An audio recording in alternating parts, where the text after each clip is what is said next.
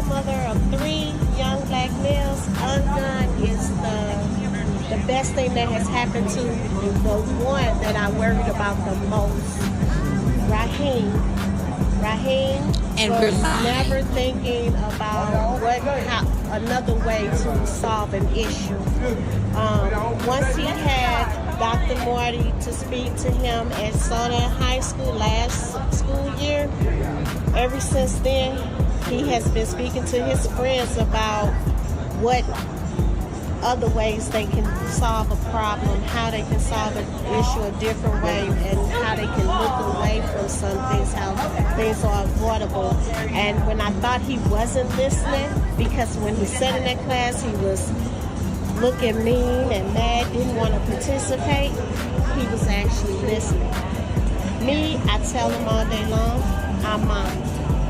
So having someone else to speak to him, and he can hear it and he listen, that could save my child's life.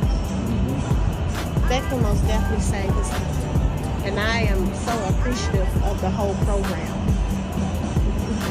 Thank you, UnGUN and Big Boss Man. I just wanted to come and tell you, like, your song really touched me. Thank you. Thank you. My name is Mario Allen. I'm a junior in high school, and my experience again with UnGUN is good because it feels like since the new year, she just brings different aspects and different people talk about their different stories, and it just gets more and more exciting. They enjoyed it. They enjoyed the stories that were being told. I was like, tell me about it. What happened? They were like, it was so cool. It was really cool. I like the stories, and I was like, okay, so I'm coming next week. Okay, I will be here next week, and I was really excited to hear that. It is on Thursday. My name is Ariane. I'm in 11th grade, and I continue to attend UnGUN because it's a great program and it teaches me about the real world. My name is Morrison Murphy. I go to Gateway Middle. I'm 14 years old. I play sports. I like to do a lot of other stuff. And I'm here today with UnGUN to talk to you guys about my life. So, I'm 14 years old. So 2 weeks ago, I was outside with my friends and with my best friend since first grade. It was good. We walked to the store and we got snacks. On our way back to my house after the school dance. Well, no, this is before the school dance. So yeah, on my way back to my house, we were just walking back. We were chilling, and then some people, I guess they just chose to disturb us. So when they came off the back street from my house, they started swerving and stuff, and they started shooting at us. So we went down my alley. When we went down my alley, I got hit, but I ain't know, so I was hit till the next day. And then, well, I chose to talk to UnGUN about this because I felt comfortable, and I feel like they would show respect, and it just felt comfortable we're talking around them. And I conclude this whole week, but I chose to come today just so I can talk to them about my life, what's going on in my life. Stop, breathe, and think.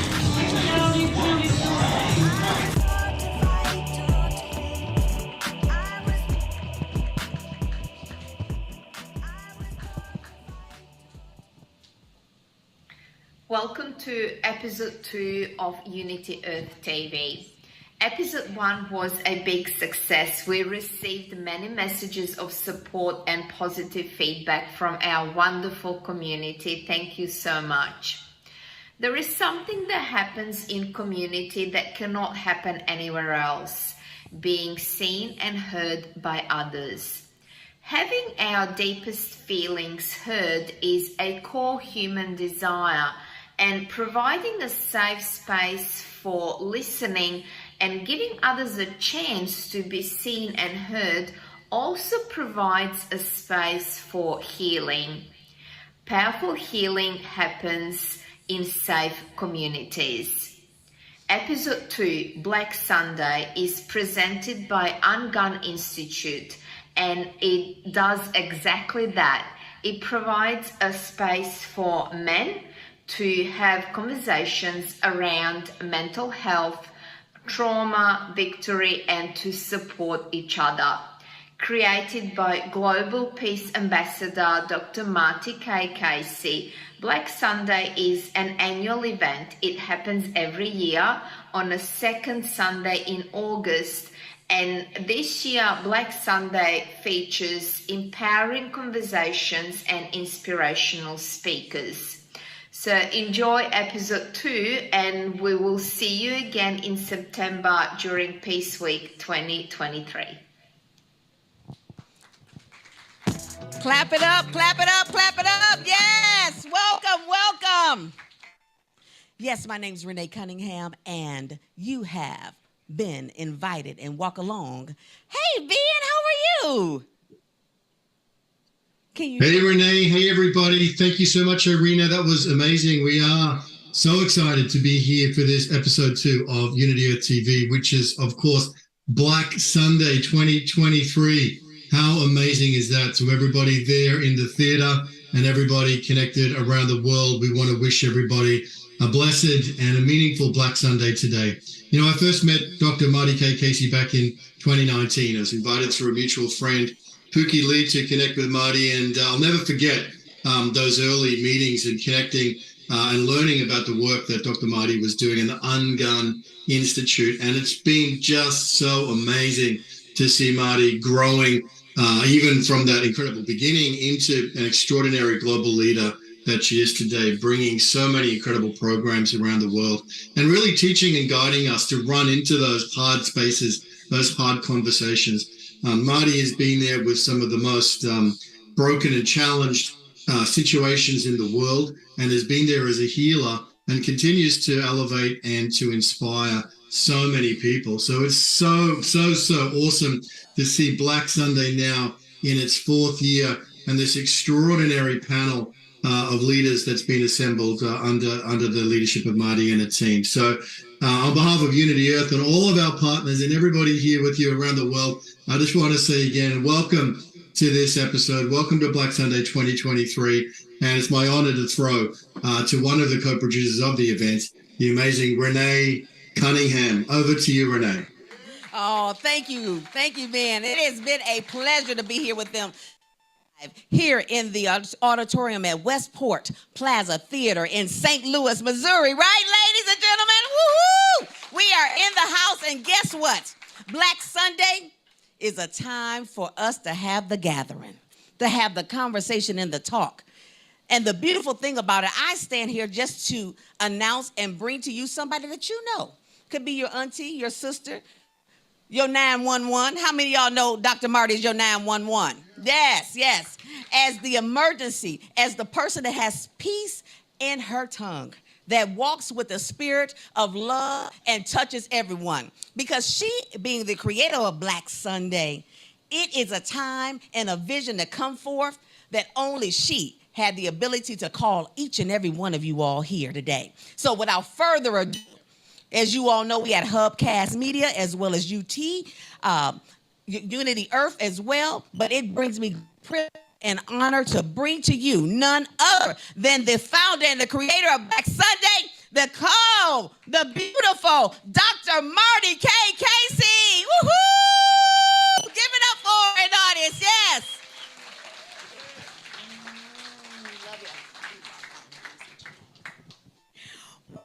Wow.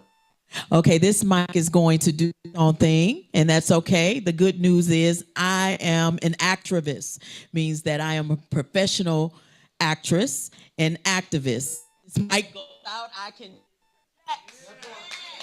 Okay?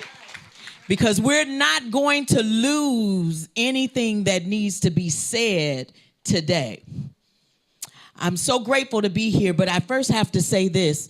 I've played this stage 8 shows a week for 12 years in a show called Menopause the Musical. And so I'm very familiar with this stage and this theater, but I want to give the theater owners today a round of applause for so graciously hosting and having us here and coming in as a partner. Thank you all so much to Westport Plaza Playhouse. It's such an amazing time to be back home. I stood here in this very spot before the opening of each of our shows because they allowed me to come and talk to the audience before we would come out to do our show. The reason being is because I would talk to audiences about what was happening in Ferguson. We were still performing during the unrest of Ferguson. And the reason that that's important for me to share with you today is that I learned then that even if I to audiences that did not necessarily look like me or even come from some of the spaces culturally that I came from, they were interested to help. And they were interested to know.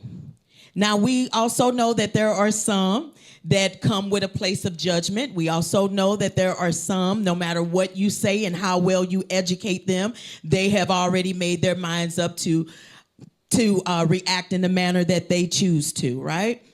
But I can honestly tell you it was here speaking to them and asking them for help with my nonprofit, Show Me Arts Academy, so we can continue to invest in the youth right here in St. Louis, that they gave from their hearts. They gave big time. I would not be here today, I don't believe, if it was not for those individuals. Fast forward, that is the reason we're here right now today with BlackSONday. This is an opportunity, community, for you to also give. The 4 principles that UnGUN Institute sits on is give, forgive, heal, live. See, you cannot live until you heal, and you can't heal until you forgive, and you cannot forgive until you give some. What is it that you need to give today? Is it grace? Is it opportunity? Is it sharing resources? Is it an invite? What is it that you need to give in order to forgive those who have harmed and hurt you in your past? And I'm not just talking to our black men, I'm talking to everyone, because trauma's transferable and so is healing.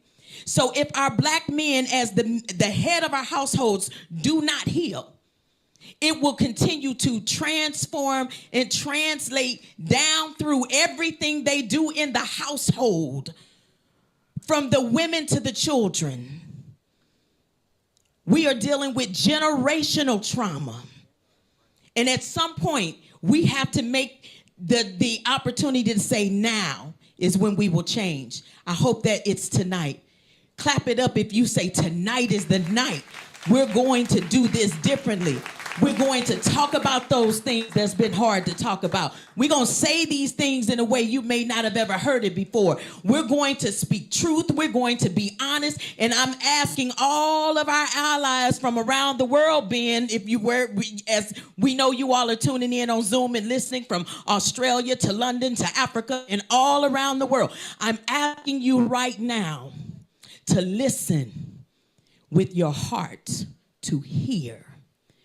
Hear it with your heart, not with your ears. That's what I need for our global leaders to do today. I'm excited. I'm excited because these are my friends coming up here. These men are my friends. And so with no further delay, I want to bring the moderator to the stage. Sir Irvin Williams. I'm going to say that again. Sir Irvin Williams. Let me tell you, we have bios. If you are interested in their bios and what they've done and what they continue to do and what they, please purchase a bio. But right now, I'm going to just introduce him from my heart. You young men have inspired me when I wanted to give up, when I have been mentally abused by my own city sometimes, and as an artist. And I go, Irvin, I don't know. And you go, Marty, no, that ain't how we doing it. We gonna keep it going. We gonna keep it going. Come on, Marty, we got this. Come on. Yeah. And so I say, okay, Irvin, you got me, then I'm good. And I continue. We call each other in the middle of the night. I'm married. My husband knows them. They share the same birth sign. And so but the bottom line is, this is a friend. Everybody needs a good, if you're a woman, you need a good male friend. I'm not talking about just your husband. I'm talking about when you going through some stuff with your husband. Irvin, now you know you a Virgo. He over here doing this. Irvin, what do I, tell me what I need to do, okay? And so women, we need a good male friend. And men, you need a good female friend. Come on, Uncle Selwyn, I'm that good female friend that you can call and say, Doc Marty, this is what's going on. See, we cannot be afraid, you all, to connect. If you really want to know the answers to healing, this is simple, but it's true. It's time and connection. That's it. Time and connection.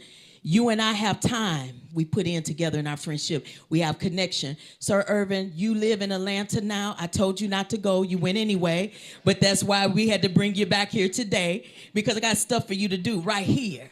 Right here.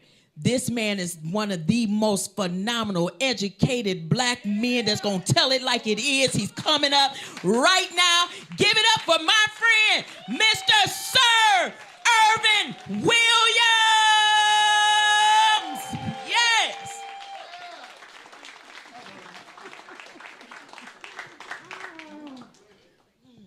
First of all, I hope I live up to what you just said, Dr. Marty. I appreciate that. Thank you so much for this opportunity. Shout out to UnGUN for giving us this opportunity. Tonight, we're going to have a conversation about black men, concerning black men, dealing with black men. The issue on the table is about black men. That conversation is not going to change. It's about black men, because we don't necessarily have, you can clap for that, absolutely. You can clap for that, because we don't necessarily have spaces where we can come and speak unwarranted, without judgment. So this is that space tonight. Once again, Dr. Marty, thank you for this opportunity. Thank you for BlackSONday. Thank you for compiling such a phenomenal group of men.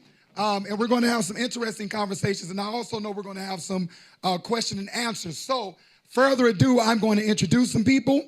I want you to clap for them like it's Michael Jordan coming up to this stage, like it's Beyonce coming up to this stage, like it's Jay-Z or whomever is your favorite celebrity. So let me introduce these young men as they come up here, and I want you to clap. This is not the graduation, so you don't have to wait to hold your claps, okay?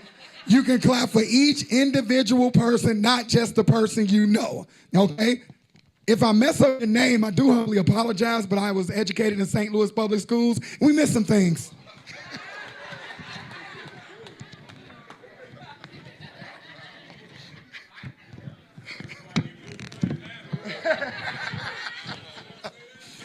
All right, so the first person I want to introduce, I'm going to come from this end down because it might make it a little easier, okay?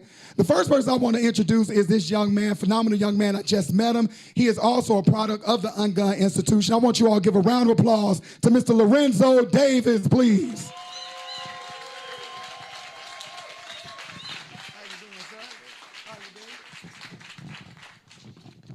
All right, the next person up to the stage. Okay, we're going here. The next person is Mr. Marcel. How do you pronounce your last name? Scafie. All right. Next person coming up to the stage, I just met this young man tonight. His name is Mr. Marcel Scaife. I want you all to give him a round of applause. I do forgive me for that. Come on around, shuffle through, shuffle through, shuffle through. The next young man on the stage I want to introduce, this man has a phenomenal organization as well. We want to introduce Mr. Tyrone Dennis. Y'all clap a little better than that. He didn't wear that St. Louis hat for nothing tonight. Yeah. All right, and the next young man I would like to introduce is a phenomenal, the CEO and president of the Village, Mr. Kenan Morrison. Please come up. Deacon Kenan Morrison. They don't make that color gray everywhere.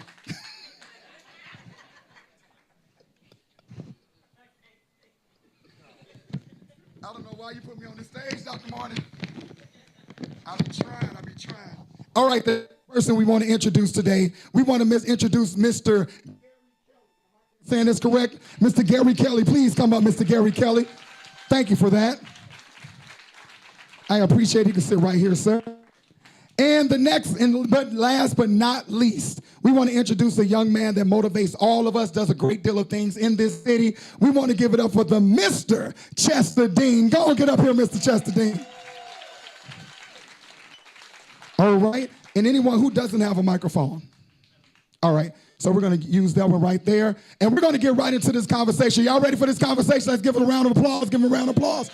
Look at these gentlemen. Okay, so We're going to go down the line and briefly just introduce ourselves, what you do, what organization you represent, and things of that nature. We're going to get right back into the conversation, okay? So we're going to start with you, Mr. Lorenzo. Introduce yourself to everybody.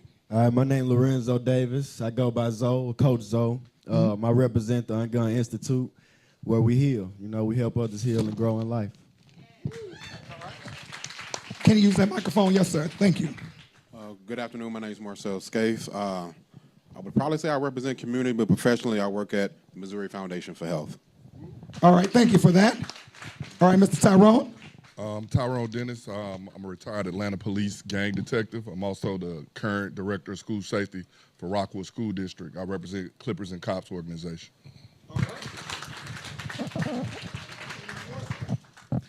Check.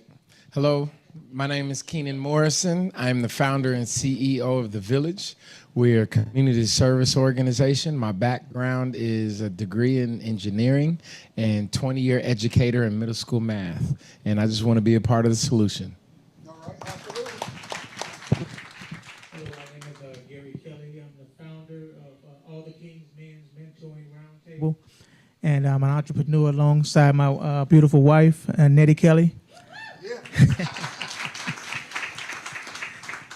And I'm just here to just give what I can provide to help this situation this worldwide situation that we're encountering here. Absolutely. So good afternoon. I'm Chester A. Deans Jr. I'm the president of Fathers United to Raise Awareness. Fathers United to Raise Awareness has its roots in Fathers Support Center, where we started advocacy for working with the legislature so we can amend some of the broken laws here in the state of Missouri. And as many of you all know, Missouri has that because it's a bipolar state. But at the same time, I uplift humanity. I have a Man of Fatherhood program. I'm in the public schools, and I'm also working with community partners. And I myself, like the rest of my gentlemen here, our job is to uplift fallen humanity. Absolutely. Come on, Mr. Chester. All right, so let's get into the... Once again, give a round of applause for all of these men.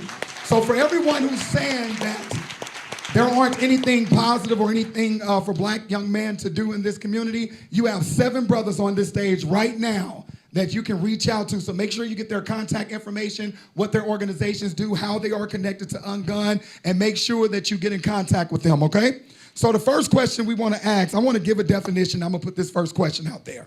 So the definition of trauma, right? Before we started doing this, I wanted to get into the nitty-gritty of what is trauma, right? We have all these different definitions. It's specific, it's categorized specifically to us. But what is trauma? Just a simple definition of it.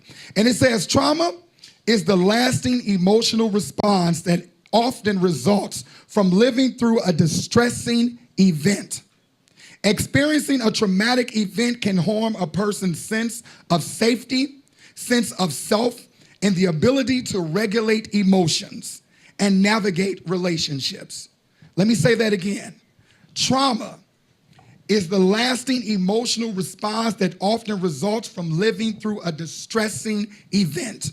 Experiencing a traumatic event can harm a person's sense of safety, their sense of self, and their ability to regulate their own emotions and navigate in relationships. How many people in this audience have had issues navigating through relationships and regulating your emotions? By a round of applause. So I want to start this question to the panel. Anybody can jump in. Describe to me as a black male a traumatic experience that shaped you for the better or for the worse. And how did it happen? We're going to start with you, Deacon Morrison.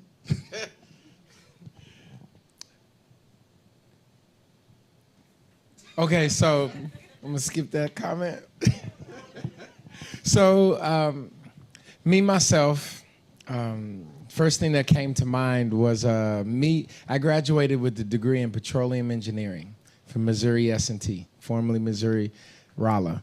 And so I spent the summer interning offshore oil in the Gulf of Mexico in a town called Cutoff, Louisiana, right?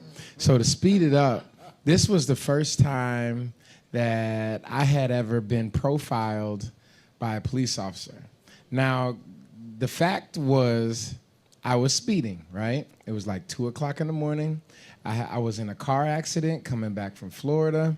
I had to rent a new car and get back home on my summer internship with this Corporate 500 worldwide company, right?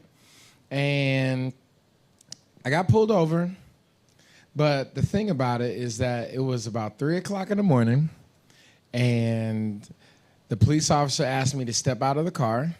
The only lights in the entire bayou was his car lights, right? So this wasn't it was cut off Louisiana. It was like maybe 30 minutes from the ocean, right? So it wasn't a lot of traffic. There were 0 lights, and you know, when he called me a boy, the first thing that came to my mind was I'm gonna get clunked over my head, thrown into this bayou, eaten up by gators, and nobody gonna see me again, right? You know, and so never, still to this day, that was probably, how old am I? 21? It's about 20 years ago. 24 years ago. Did the math teacher just use his fingers? Carry the one. Use those fingers, children. That's what they got. God gave you the fingers and toes for that. What about you, Mr. Gary? The event that came to my mind initially was when I was probably like mid-teens. Guy put a gun in my face, pulled the trigger twice. The gun didn't go off. He gave the gun to his brother. He ran off with it, and it went off and shot him in the leg. And I initially thought, you know, this is a terrible experience. But after a few years down the road, when I gave my life to the Lord, God showed me, and he asked me a question. He said, who do you think stopped those bullets from coming out of that gun? And I said, I knew it was you. He said, if I protected you then when you knew nothing about me, how much more will I protect you now? Go and do what I call you to go and do, and don't worry about anything. So I want to say that it wasn't a gun that saved my life.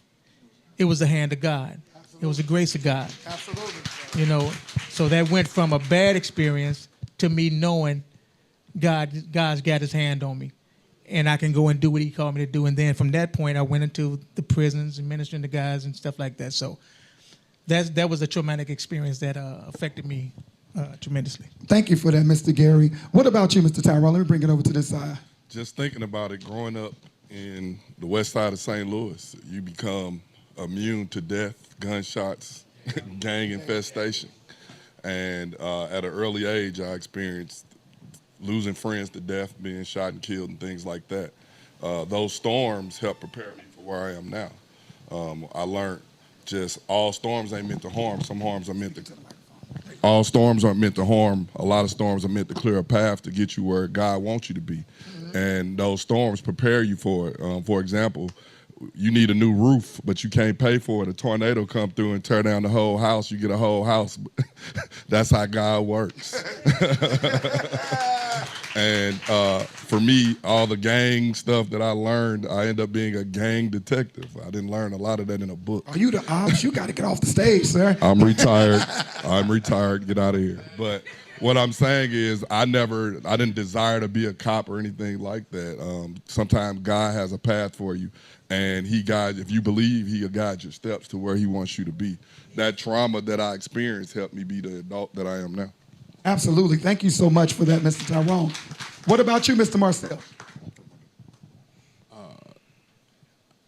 I've been thinking about this question, and I couldn't pinpoint a specific event, but I would say just growing up. I think it was just generation. So my father was a great provider. He took care of us, but I think that's where his love kind of stopped. And so he was just really hard. Loved my father, but it was just like as I transitioned and got married and had kids, I saw myself being just as hard because that's what I saw. So I would take care of my family. My wife doesn't have to do anything, but that emotional side was just cut off. So subconsciously now I'm like, okay, I need to check in with the kids and make sure I take you here and make sure I show you love. But I think it was just that upbringing of just that hardcore upbringing, which I think that was the way he loved. So that's something that I'm working on changing. So you're working on breaking that generational trauma with your own children. Exactly. Hey, give it up for that. That's beautiful that you can recognize that. What about you, Mr. Lorenzo? For me, honestly, we can go story for story about trauma, but the one that really shaped my life was when I was 21 years old. I got shot in a robbery situation by my childhood best friend, and that situation really changed me because we fought over the gun, and the gun ended up going off, which left me laying over the front seat, reaching back just from waist down, shut down, really couldn't move. The bullet went through my lung, so I had a hole in my lung, and I had to get rushed to the hospital, but thankfully I was with somebody that was, not afraid to get me there. The doctor said if I would have got there maybe 3 or 4 minutes later, I probably would have died. But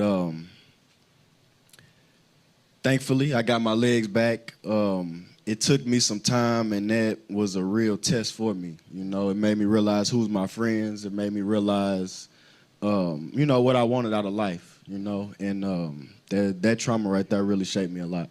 So I'm gonna ask you this, because before I move to you, Mr. Chester Dean, I'm gonna ask you this, young man. What was some of the things that happened? How did you get through that trauma? Because you come through the UnGUN institution. So what were some of the things that they taught you specifically about getting through trauma? Really, right in the beginning when I did get shot, it was to stop, breathe, and think.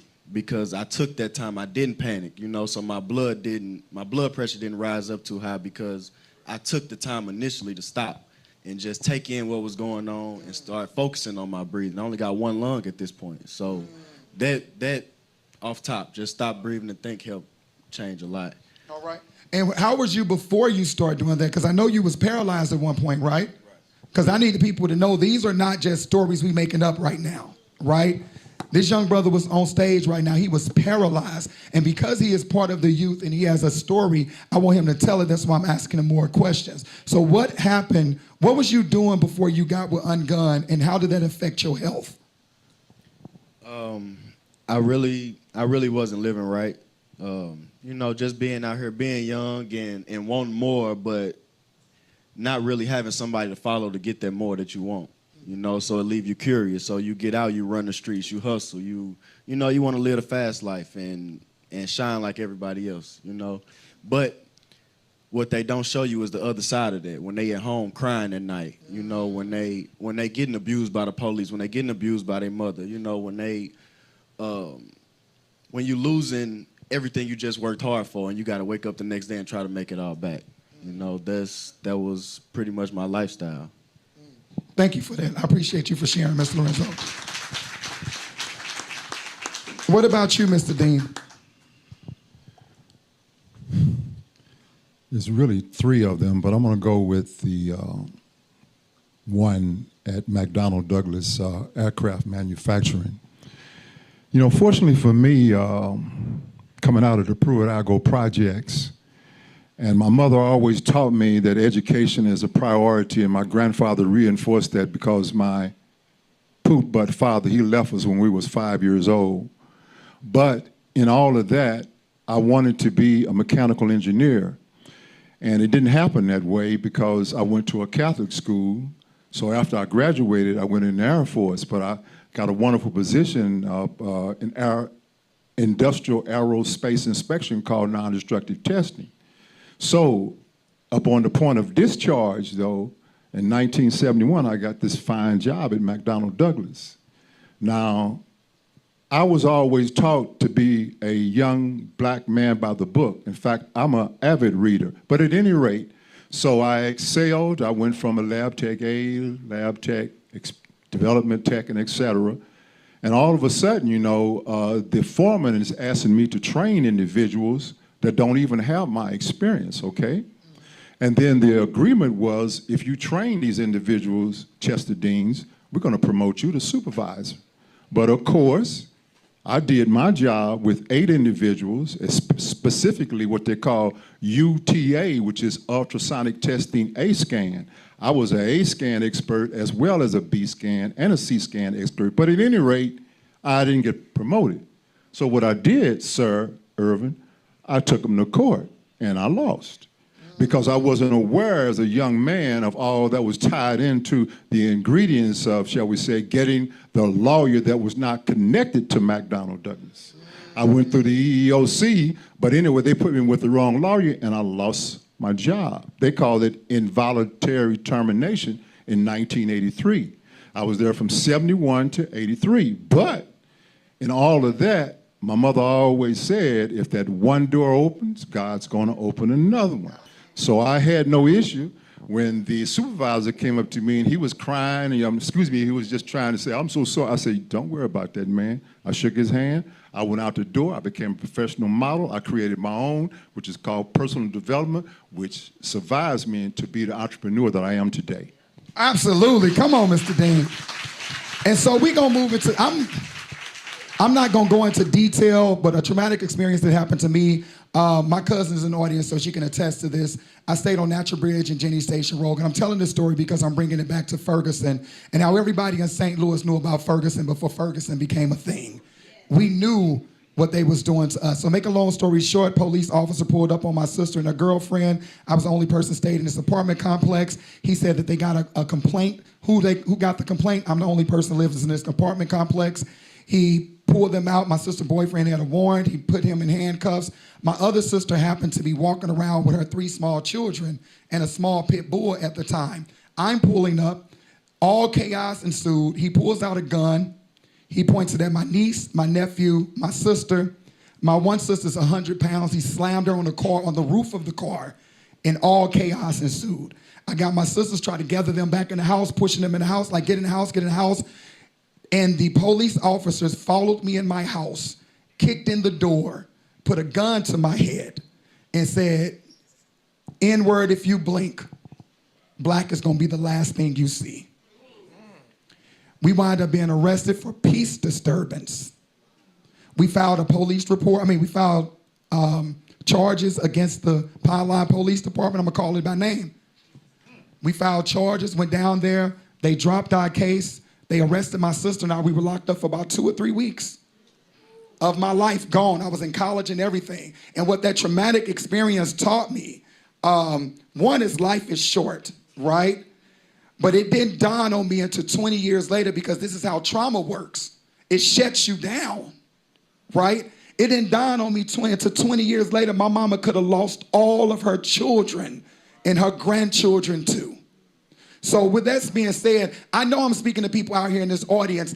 How many of, by raising your hand, how many of you can identify to these stories? Because they're not unique stories. By a raise of hand, how many of you can identify? Look around this room. These stories are not unique. So we have to talk about that. So we on the stage and we all well-dressed and great speakers and we can do this and that. But we have children in this audience, right? And let's, because I heard you all say earlier, you have a spiritual base and a background. But what if you're speaking to somebody that I don't believe in God? I don't know nothing about God. I don't have a spiritual background. What do you say and what advice would you give your 12-year-old self from an old person like us? So what advice would you give your 12-year-old self? I'm going to start on this side now. I'm going to start with you, Mr. Marcel. I think growing up at 12, I suffered from depression as I look back on it. So I probably would tell my 12-year-old self, you're worth it. You can do it. Being different is okay. Because I wanted to fit in with everybody. And so I dealt with that. So if I could go back and tell myself, it would just be like, you can make it and you're okay. And it gets better with time. All right. All right. What about you, Mr. Gary? Well, what I would tell my 12-year-old self is that be intentional about the environment that you set yourself up in, because that's going to feed you, whether it's good or bad. It's going to feed you. Right. So you have to be intentional about it. You have to constantly evaluate your environment to know that is it conducive to where you want to go. Well, Mr. Gary, how do I be intentional about my environment when my environment is the issue? Right? So, for instance, I'm not putting you on front of us to ask you this question from a 12-year-old Irvin Williams grew up on Northside City, DeSoto, Blair, Lynn College, Condi. People still not moving into that area for people who don't know that area, right? So my surroundings, I didn't have any black males that I can look up to even know what's different. So how do I even start the journey of finding what's different? Well, I would look into my community and find out who is there to help me. Because if I don't have anybody to help me, I'll just do what everybody else is doing. And that you may or may not even make it out of childhood because of the decisions that you make. So I would try to find out what resources are there, whether it's a teacher or a coach, somebody that that's really caring about how you end up in life. You know, and that's what I would tell myself. You really have to use your resources and dig out, because you can be a rose growing in concrete, so to speak. You can be the only one in that environment that makes it out of that environment if you're intentional enough to really reach out and find out what those resources are, because it really makes a difference, and because it's going to continue to shape you throughout your whole life. Understood. Thank you, Mr. Gary. What about you, Tyrone? I would tell my 12-year-old self to go pro in life as a black male. Oh, no, say that again. What does that mean? Go pro in life? Yes. That means that you can go pro in so much more other than sports and music and entertainment. Through goal setting. Nobody sitting up on this stage, this didn't happen overnight. Everybody planned, had a dream, and built something and worked at it. I myself got expelled from high school. So I occupy the desk that I was expelled from now. So that didn't happen overnight. So you can't just run through that, bro. No. What happened that made you get expelled? Same thing. A friend of mine got in a fight. I decided to jump in it. I was a DSEG student. I went to Rockwood School District, who is my employer. And as the fight ensued, a teacher grabbed me from behind and I said, "Let me go, I'm gonna steal you." In St. Louis slang, that means what? Punch you. In the face. Right. This is why diversity matters in school, because the teacher thought I said I will kill you. Wow. I got a 43-day suspension at that. I was getting recruited for basketball. I lost Division I scholarship offers for that. Wow. I couldn't go to prom. I got escorted to my seat at graduation. Everybody said, "Dang, sorry for that." That was the best thing that ever happened to me. Remember them storms I was talking about? That storm sent me to a community college where my professor was a former FBI agent. He didn't know I got this Rockwood education. So every time he called on me, I was able to hold my own in the discussion. And one day he came, he said, "Ty, what you trying to do with your degree?" "I don't know, I'm here to play basketball." He said, "You ever thought about going in the FBI, the feds?" "Hell no." But look at me now. I went to Atlanta. I ended up moving to Atlanta. I left as one of the most decorated officers that came through Atlanta in 16 and a half years. That's what's up. Sometimes other people know things that will be better suited for you, but the whole thing, it didn't happen overnight. I can show you my goals from 1997, and this did not happen. And now you're seeing the finish. Everybody see your shine. They don't see your grind. That's right. They see your glory, though. What about you, Mr. Lorenzo? I would tell my 12-year-old self, in this day and age, they got so much access to whatever it is, the world literally in your hands. But for me, I would just say, figure out what it is that you like to do. Write it down. If it's 10 different things, write it down and try all of them. And whatever catch your heart, whatever you feel passionate about, do it. And stay around people that's doing the same thing so you can keep that motivation and that push. All right, and who didn't answer over here? Who was it? Mr. Chester? 12-year-old self, I lived that already, man. Wow. See, my mother put the law down in the Pruitt-Igoe projects. We lived in what you call real poverty. We was poor. It wasn't poor. It was poor.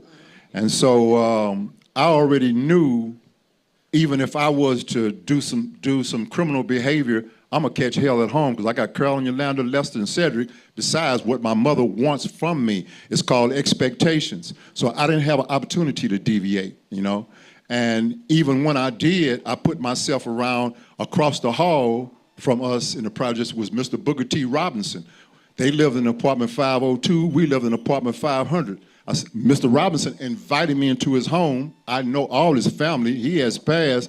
The godmother, his wife is my godmother, Miss Marcella Robinson, and the oldest son is my best friend. But coming into their home, Mr. Robinson had aircraft models, he had microscopes, he had all those kind of things. He taught me how to play Little League football. We went fishing every Saturday. We went to get the donuts before we went fishing. So what I'm saying is, sometimes you got to have a man in front of you, you know, to show you how to be a man. And that's what will happen. And then after that, because my mother's got skills, you know, because she comes out of the South, and out of the 4 men, the last one was Ernest E. Jordan Jr. Now, he came into our life. He taught me how to read a slide rule in the 8th grade. Who knows how to read a slide rule in the 8th grade, okay? But Pops was all that and more, you know, 31 years at Paulo Steel, the lead heat treating foreman, okay?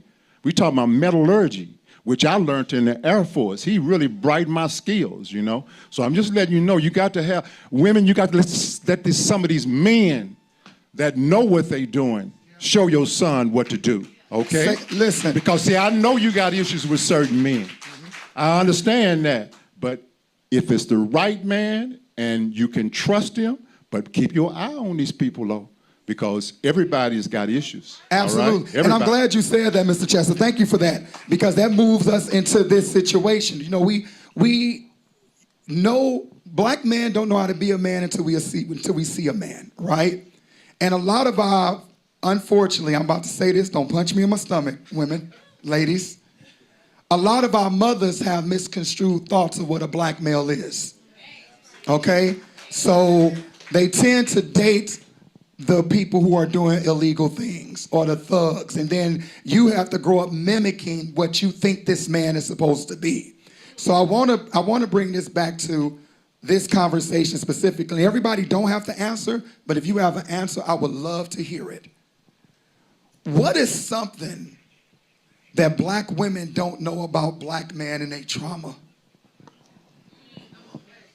Let me say that again.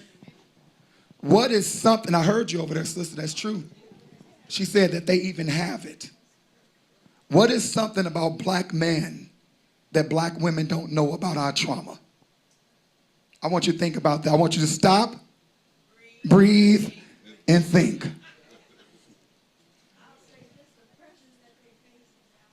How you jumping in the show? You ain't on the stage. Ma'am.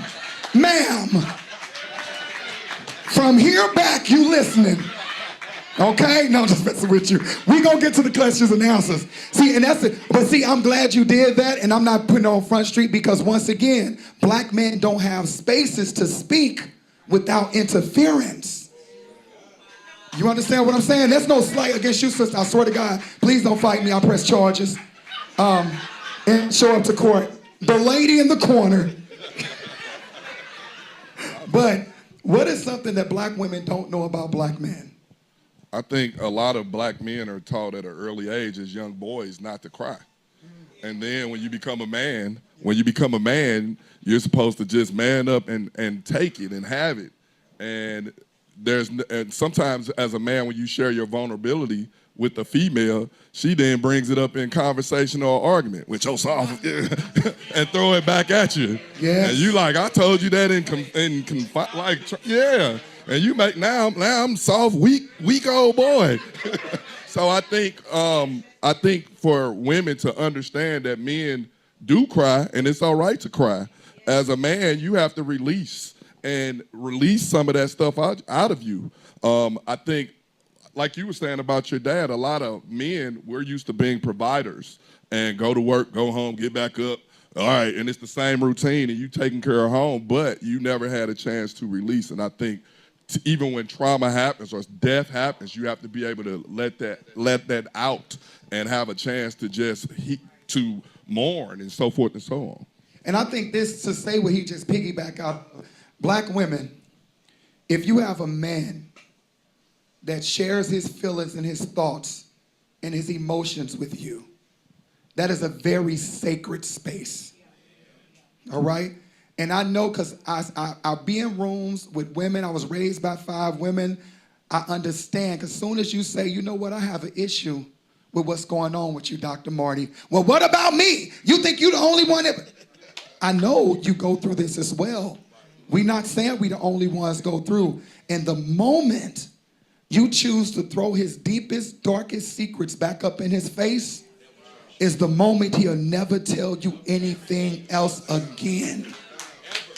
And that goes for your husband, that goes for your son, that goes for your brother, that goes for your friends, because what y'all don't know is that we look at how you talk about them other brothers who told you their secrets to us.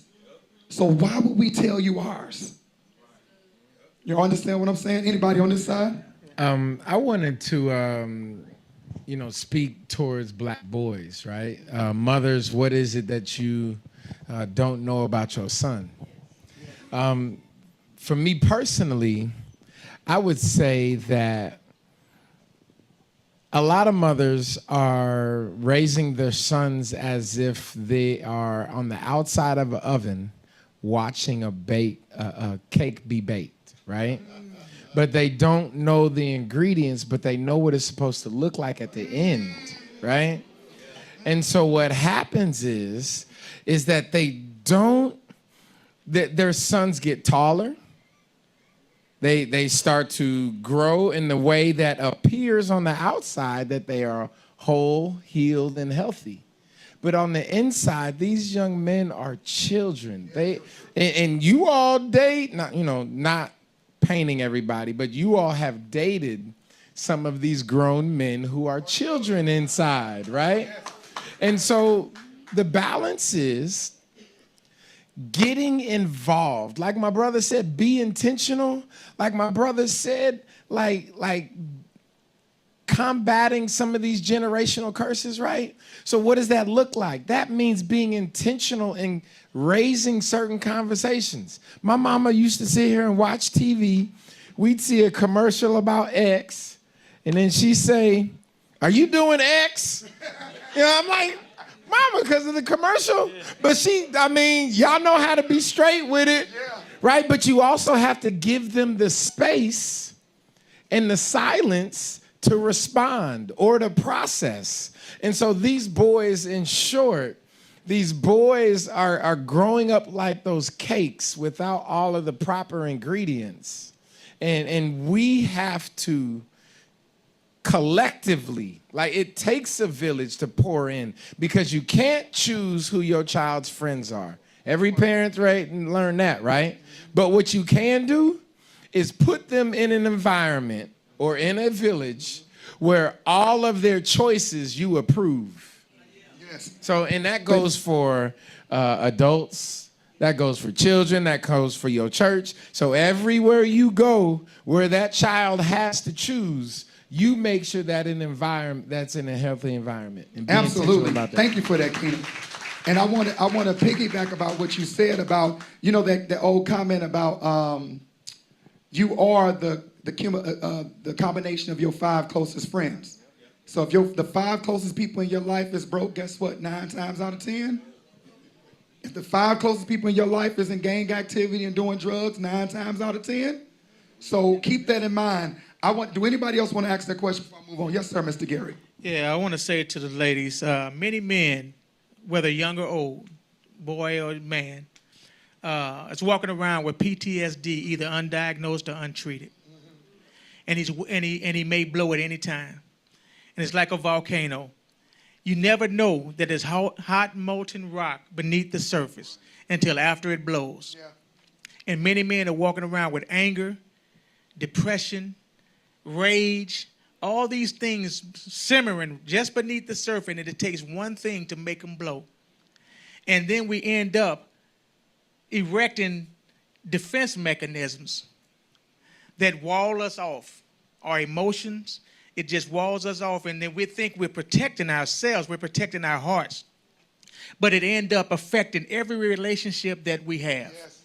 Whether it's a business relationship, your parenting skills, your marriage, these things that we set up to defend ourselves actually end up imprisoning us.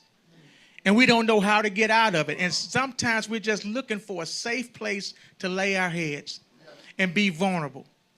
And if we can do that because we're out in the world, we got the job against us, we got the traffic, we got the police against us. And if we come home to more stress, where do we decompress? Yeah.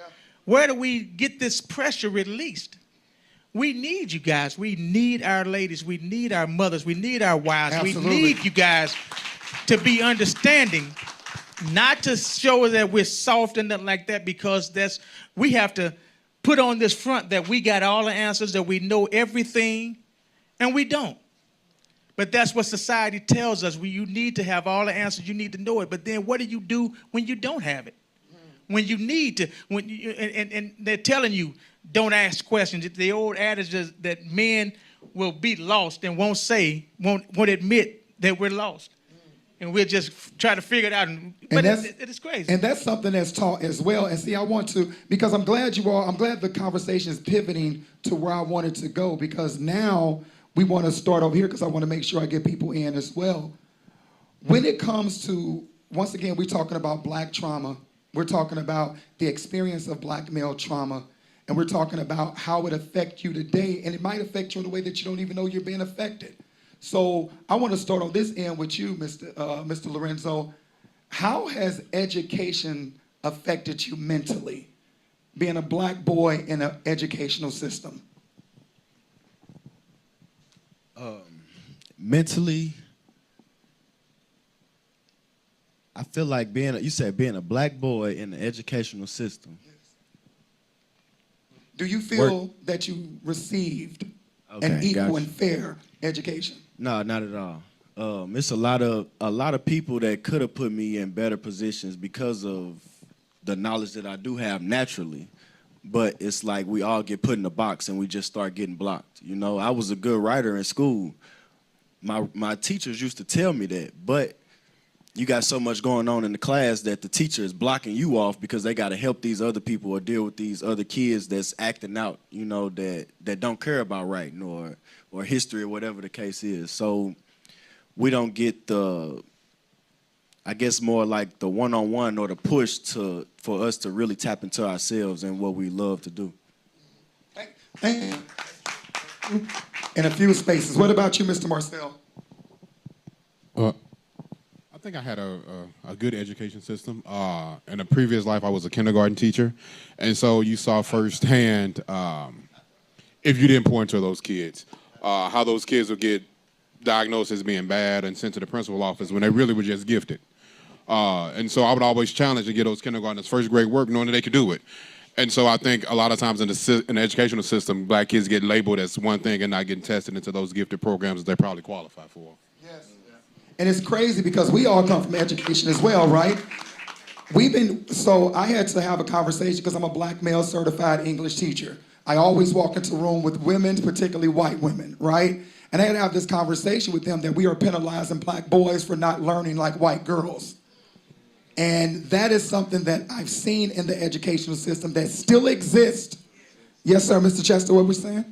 Make sure you speak in the microphone. See, what you're alluding to is the school-to-prison pipeline. Yeah, absolutely. Because many instructors are taught what you just stated, that first I'm going to vilify this young Black boy or girl, and I'm going to separate them and give them no education, put them at a point to be corrected by the superintendent or the administrator or the principal, but at the same time, see, this is where the men and the mothers and the fathers come in at. Make sure you have access to going to school and your name is on the register so you can check on your children. Yes. Because say that again, please. Say that again. All of these instructors, they don't really have your interest, the true interest of educating because see, education also requires inspiring a person. It also requires motivating a person. And many times, see, part of this is our issue. You got to be involved as a parent. That's all right. it is. That's right. You just got to be involved, you know. I learned that a long time ago. I remember one time my mother came to Blewett School and she was right. Blewett Elementary. That's right. That's right. But at any rate, and so she walked me out after the principal, and I did something wrong. You know, I pulled little Mary Ann's pigtails too much or whatever the case is, and next thing you know, I was disruptive. Okay, but that was my one and only time, and I love my mama. Mary C., she said, now, son, you know better than this. You know better than this. Mama don't have time for this, you know? And because I loved and I saw and what she was working 2 jobs, making sure we had clothing, housing, food, and all that, I had to honor that. And see, a lot of our children don't know what honor is all about, you know?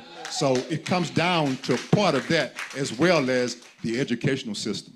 Absolutely, and I'm glad you said that, Mr. Dean, because in the educational system, I'm sorry about that. In the educational system, though, we understand that present a pipeline system. If you are a parent, we're not telling you that your kids are horrible, but you know if your child been having a problem since kindergarten and now they're in the 9th grade, it's not the school, it's your kid. Let me be perfectly clear, it's the parenting. I ain't gonna get on my soapbox about, I punch kids faithfully. I'm just messing with you. You gotta hit them in places that their clothes don't show. Just playing, just kidding, worldwide internet people. Don't come for me. So I'm gonna ask this question. I want everybody to think about this. I want you to really think about this as a black male. Mentally, spiritually, and physically, how do you receive love? Okay? Think about that. How do you receive love? That's a good question, right? Just came up with it on the stage right now. So anybody can jump in. How do you, as a black male in your space, how do you receive love? I feel like right now I'm in a space where I'm just starting to receive love, just to understand the real feeling of it. You know, like growing up, it's 5 different love languages, you know, and growing up a black man, we really don't learn how to love properly. So to receive it is some way different, you know. It's foreign. Yeah, it's real foreign. But I feel like it's like an awkward feeling at first because it feels so wrong, because everything else that's fake love and not, you know, not really for you feel right because that's what we used to. So when you get real love, you really don't, it, like you said, it feels foreign. You're just trying to understand it, trying to figure it out, trying to, you know, dissect every aspect of it so you can understand what it is. So once again, I'm gonna ask you the question, because that was a great articulate answer. Because I just start feeling love and blah, blah, blah, blah. How, because I want you to think about this, because it took me a minute to know what my love language was and how I receive it and realizing love it's not just an external thing, it's also an internal thing. But how do you receive love? And I want everybody in the audience to think about that. Who else want to jump in? So I had to recognize that the way that I receive love is partially the way that my parents gave it, right? And so the way that my parents gave it was always keeping me busy, giving me something to do. And then if you compound that with the undervaluing of the black man, now you have an adult black man trying to be of service and of value to the people that they care about the most. And so you as a black woman, if you have the type of man who is always asking, what can I do? What do you need? That means he is trying to find his value and his worth in your life. Now, you know, don't take advantage of him. Oh, I need these Gucci purse and blah, you know what I mean? Like, listen, you got one life to live. Get that money.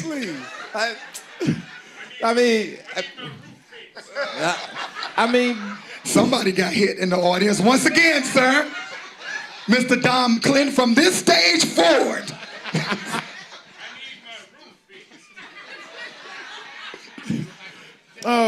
All I'm saying is that man is open and he's focused and he is asking you to teach him how to love you. So I'm glad you said that. Because his love language is servitude. So I'm glad you said that, right? So the question I have for you, if your love language is servitude, because a lot of men, we won't admit this, but I'm going to admit this in front of you. There are a lot of men who feel that their worth is attached to their bank account, is attached to their job. So as these young men are in the room and we see y'all, how do you determine your worth without giving all you have? I know I had to learn how to give it to myself. So how? That's the question. How? How do you give love to yourself? Oh, I'm going to ask questions. Y'all want to jump in? Because I'm going to get talking. Well, see, self-love, fortunately, you can see from this panel, we at least have the minimum amount of self-love. But self-love, you have to actualize that almost on a daily basis, okay? Let me just say, see, I'm part Choctaw, you know, not just African, Black, and English. I'm part Choctaw. And when I go to an environment in the park, and I'm taking time after one heck of a week, and it's just a walk maybe, or it's a run, you know, and all of a sudden a hawk goes over here, or whichever the case. And then even on my porch, I got hummingbirds that come. That lets me know I'm outstanding in God's world, you know? And I need to love myself. But then again, when I have my grandsons coming to me, my granddaughters coming, I got to give some of that back now because I know how to love myself, see? You got to take time. I used to tell the men in the Father Support Center, you need to grab your AS. You need to do that. And then analyze where you are with your hate, your love, whatever is pushing your buttons so you won't have to go there. Because many of us, we react without a thought, even thinking about it. It's just like Dr. Marty said, you got to take a breath sometime, man, you know? And then you give yourself some self-love, but you practice. It might be exercise, and it might be basketball. It might, and loving some jazz and some music in the right environment with a glass of wine and your loved one, come on, man. Yeah. And maybe a bath. Maybe a bath. Mr. Chester Dean was a player back in the day, you hear me? That was Billy D. Williams' brother right there. He said, get a little jazz, some music, a little wine with your significant other, loving yourself. Don't get no better player. Mr. Chastain gonna have all the ladies lined up. Excuse me, sir.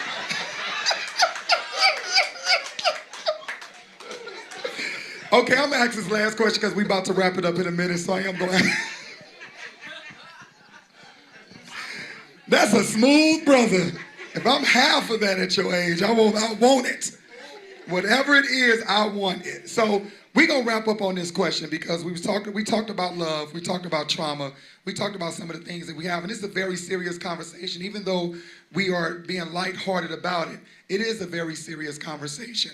And one of the conversations that we have to have is, as Black males in our community, how do we figure out a way to understand? You know, Dr. Henry Clark say the biggest fist we have is that we're Black, right? How do we stop compartmentalizing what we do based off of your God or your sexuality or your religion or your wealth or wherever you come from? How do we start bridging that gap with people who may not live the same lifestyle as we live? Well, I always say that you have to first earn the right to be heard. So what does that mean? Explain that. Because sometimes we have good information, but it's how we present it that makes the difference. You know, and I used the analogy before, if your house is on fire and the fireman come and wake you up and calls you all kind of, you know, bad names, man, get your stupid butt up, what are you doing here in the fire? Yeah, he's giving you life-saving information, but the way he's presenting it makes you want to punch him out in the front yard when you get out there. So we have to earn the right to be heard, and that's by listening to other people, listening to different viewpoints, listening to different ideas, and not just cutting people off and making them feel less than, because that puts up a defense mechanism right away for them, and they won't want to hear anything you have to say. So I have this question. I'm asking the panel this because other questions running through my mind. So if you came, if somebody came to you, and it's almost like how women are. You know, women say we go through A, B, C, and D, and you don't see it because you're a Black male. And we go through A, B, C, and D, and you don't see it because you're a Black woman. How do you start bridging that gap of understanding and looking from a different perspective to move forward? Because all of us are up here doing good work, but we can't do good work in silos. So how do you do that? Yes, sir. Listen to learn, not to respond. A lot of people listen and they're already formulating a response. instead of hearing exactly what I'm saying to you. Empathize with something you know nothing about. I don't care what walk of life you come from. Somebody might have a worse story than you. And as you listen, you will have a better understanding of that person. As a police officer, every day you're dealing with people on their worst moments of their life. And you have to, although you may not come from that life or that world, you have to empathize to understand what they're going through so you can provide the aid that they need to come back to where they need to be. If you come in there judging, oh, they got bugs and stuff, like who are you? You don't know why they're living in that situation. And so as you empathize and learn to listen, you will be able to try to better help people and serve people in whatever they need. So let's wrap that up in a bow. He's saying, one saying we have to listen to learn. The other one said it's also to make sure the way that the delivery, right? So that's how we moving forward. I'm reading this prompter. It's saying, or am I starting the Q&A? It says starting with Ben? Okay. All right. Questions and answers starting with Ben. Oh, okay. Just making sure. I'm like, oh, I know what that meant. So first of all, give it up for our panel, ladies and gentlemen. We want to make sure we do that. And we're about to do a question and answer session. Yes. All right. So we're about to start a question and answer panel, Mr. Don and Miss Lady I'm gonna press charges against. This is your time to shine. So Ben has a question via Zoom. What is the question? All right, fantastic. That was absolutely amazing. Firstly, just massive congratulations and thank you to our courageous panelists there. We've learned so much and there's so much inspiration to be taken from this conversation. It's awesome. We had a question from the founder of We the World and We.net, Mr. Rick Ulfix. So I want to bring Rick up here to reflect on what we've heard so far and also to go ahead and ask a question. Welcome, Rick. Well, thank you so much for putting this together. Thank you, Dr. Marty. Thank you, Ben, and everyone who has been part of this inspiring event. So I'm focused a lot on the media, and I wanted to see if any of the panelists could respond to basically how can mainstream media better portray the relationships of Black men and their families who are dealing with trauma. Can I go? You go, then I'm going to go. Great question. Thank you. First off, most of the things when I was growing up, we saw the Black family being portrayed. So even if you didn't have that at home, you were able to see it. Now on TV, we're seeing nothing but twerking, violence, and things that, and we wonder why our world is the way that it is. And so to someone in media, I would say, reach out to Black people and have them have input. We can't set the table, or we have to have a seat at the table to be able to help you understand what we want to see. I don't want to see city girls all day. I want to see the Cosby Show. We used to have Thursday night family night. We used to watch the Cosby Show, Different World, and we used to order Pantera pizza. That was our family time. And now I don't even know a show that is wholesome enough for me and my children to watch. And so that's what I would say. Let me jump in. I like Blackish. I'm sorry. Because we do media, we do film. We have to own our narrative. We cannot keep giving permission to other people to tell the narrative of Black stories. I'm going to say this, and you hear me well. There is no other group of people that say they don't want to hear a particular type of story about their people. I want to hear every slave narrative. I want to hear every triumph. I want to hear every Egyptian king and queen stories. And the thing about the media has a way, this is not by accident. If you don't know who you are, and you don't read who you are and where you come from, I can tell you anything. I can control the narrative. And to all the parents out there that's you walking around and you just putting your child in front of a TV and a phone to keep them quiet, they're absorbing all of this that's coming in. In my mama house, you could not sit there all day and watch TV. You better find something to do, or I'm gonna find something for you to do, right? So the media has a way, they need to tell the truth about black people. We are not monolithic. We are not a monolithic group of people. Yes, some days we want to be a little ratchet, but we also want to be a little intelligent. So tell the whole story of black people and black men specifically. I'm going to say this and I'm going to shut up. Black men are the monster in every room we walk into until you choose not to see us that way. Until you choose not to vilify us. We are the monster in a room full of white people. We are a monster in a room full of black women. Let me say that again. Until we prove that we are not the monster, until we prove we're not the uncle who molested you, or the boyfriend who beat you up, or the daddy who walked out on you, until we prove we're not those things, we are viewed as the monster. And that's something up here all of us silently know, that we have to shrink ourselves and shrink this kinghood, because we know being more than what we are can cost us our life. Standing up to a system can cost us our life. So I'm going to shut up now. Anybody else? Yeah. Is there another question? Oh, thank you so much. Thank you so much, Irvin. That was awesome. We got a couple of comments here, and then I'll throw it back to you guys in the studio.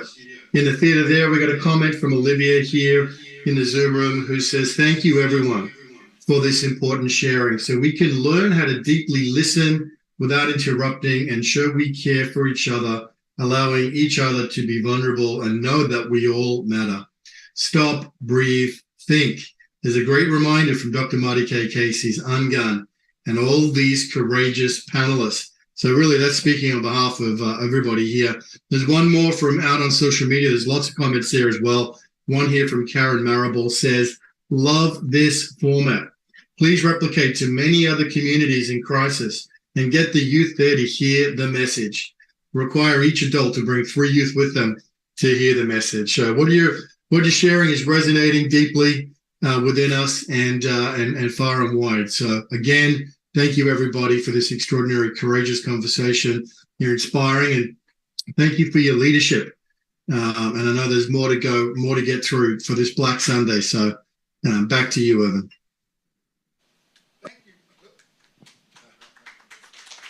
1, 2, 3, there we go. Thank you so much for that. Now, are we getting questions from the audience now? Absolutely. We have one question back here.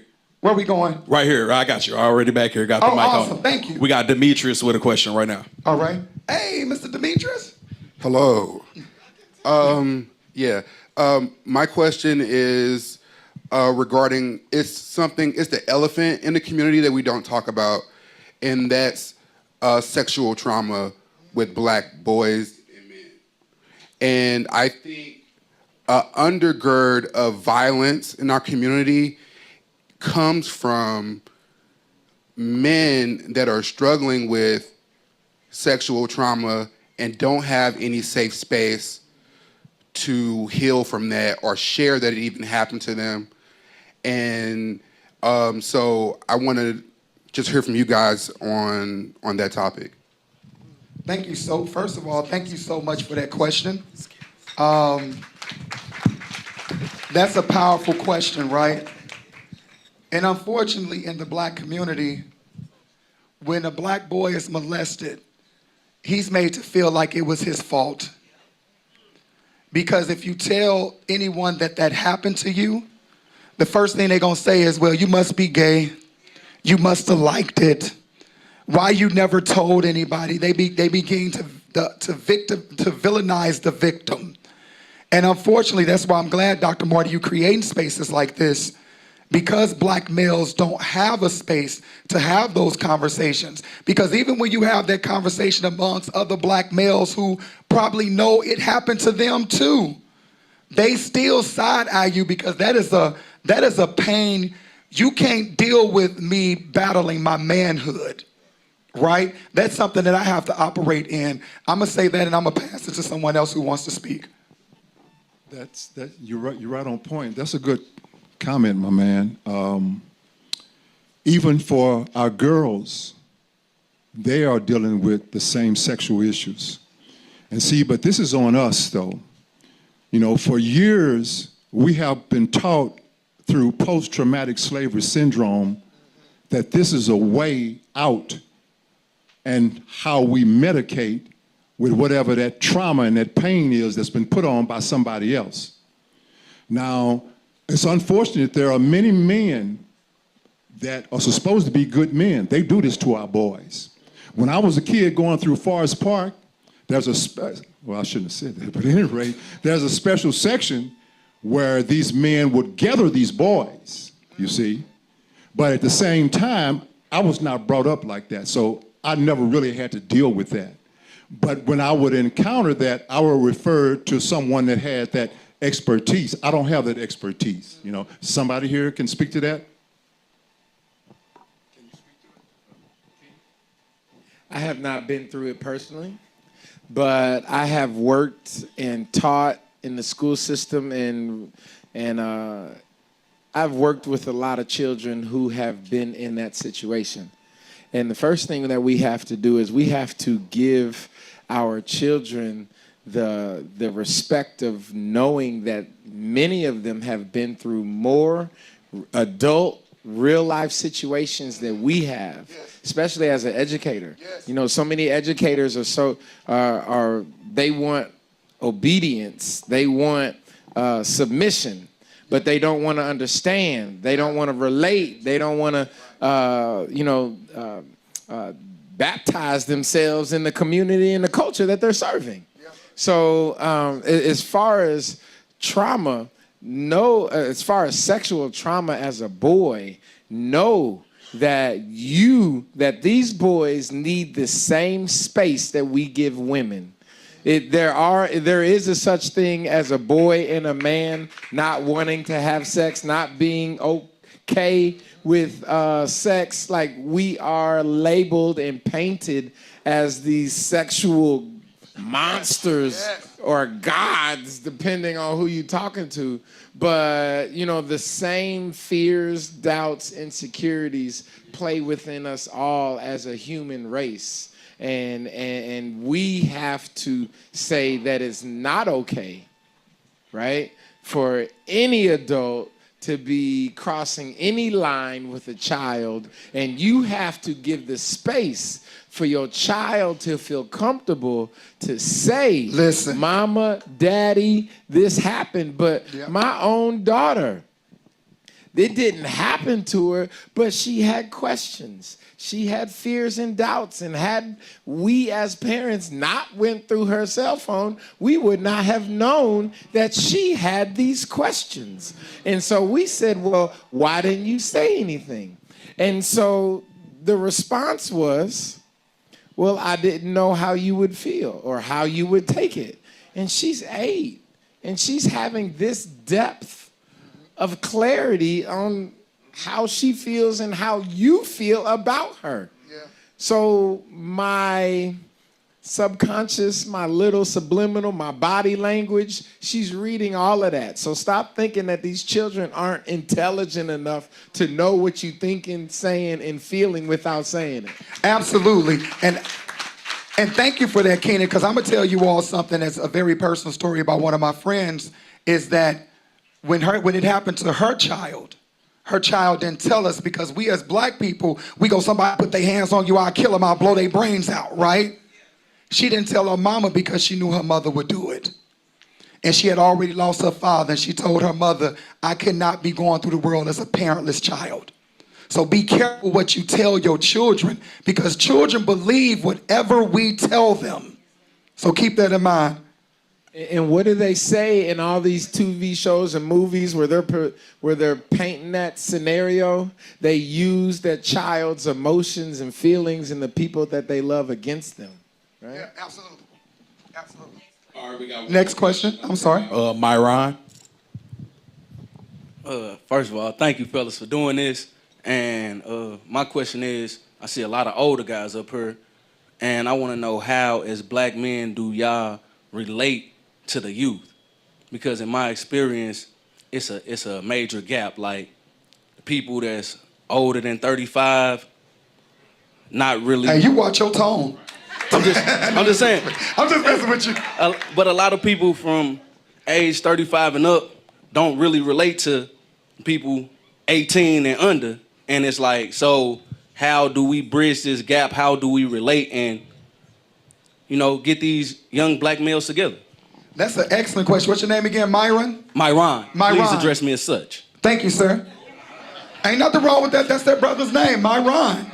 Absolutely. Yes, sir. I would say that for me, it started at home. By me pouring into my son.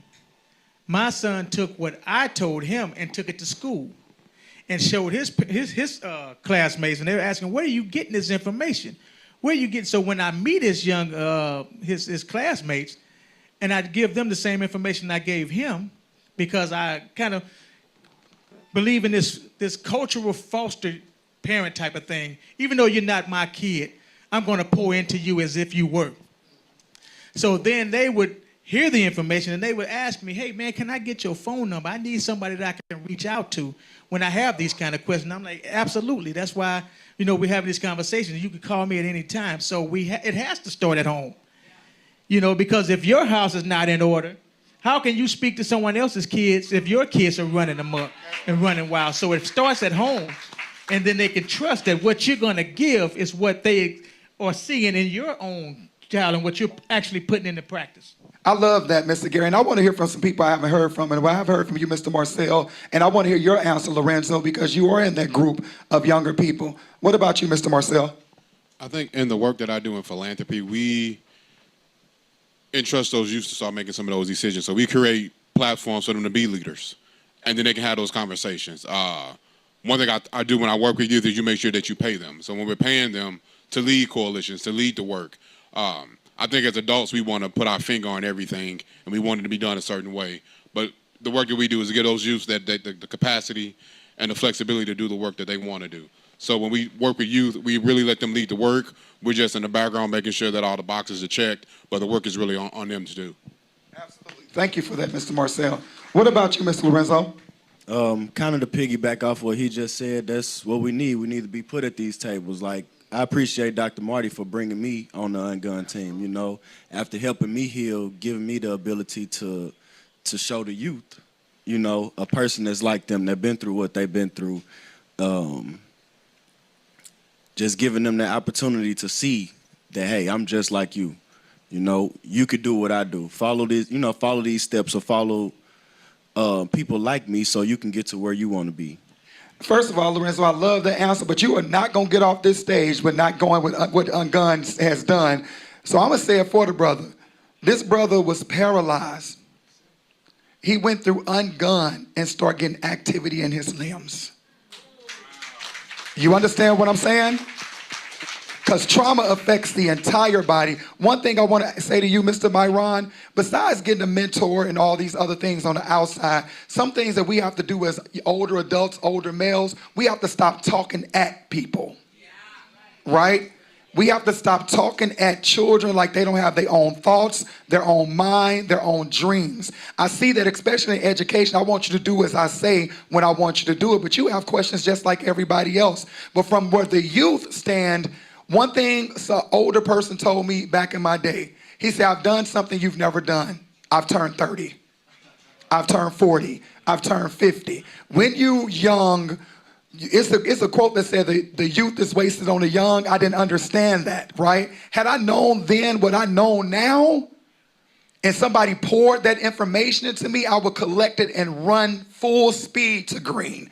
Because when you want to know something, just simply ask the men who are doing what you want to do and guiding you. And once you find out, this is something that young people that's in their 20s don't realize. Once you find out you're an adult, you're just as much as an adult as everybody else in that room. You deserve a seat at that table like everybody else in that room. Don't forget that. We have another question. Thank you, Mr. Myron, for your question. Yes, sir. Guy in the green shirt with the remarkable beat. We got two more that's already been approved by the boss lady right here. Said we're gonna keep the answer short and sweet, is what she said also. Okay. So we got Miss Kimberly right here that wants to have a comment.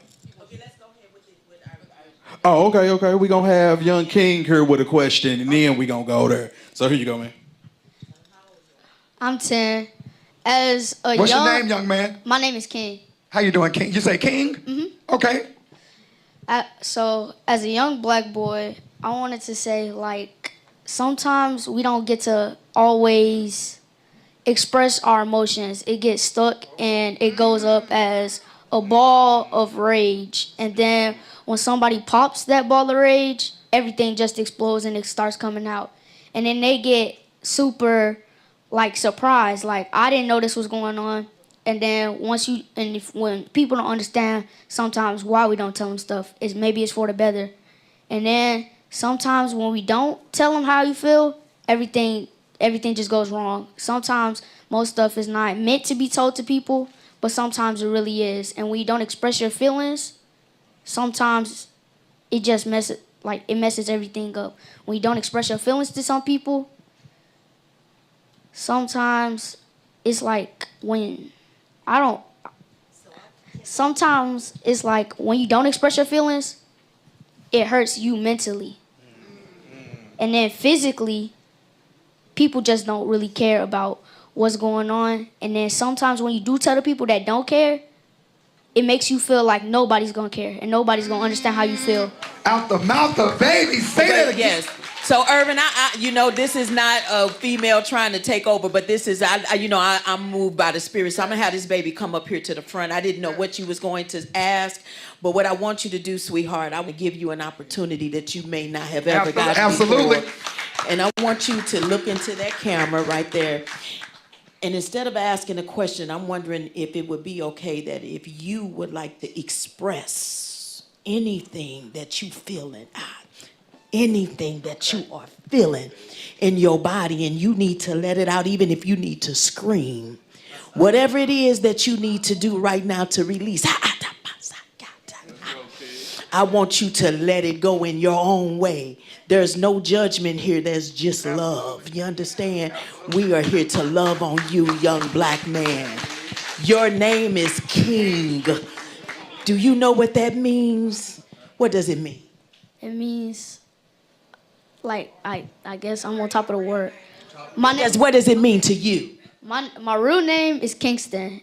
My little name is Kingston Lamar Davis, and that means, the origin of it means King of the Mountain. Come on. Come on. This stage is your mountain right now. This stage is your mountain. I'm gonna ask every last one of these panelists to stand up right now to extend your energy to this young man as you take this mic and you say whatever it is you want to express. So, I'm sorry. We got you. As,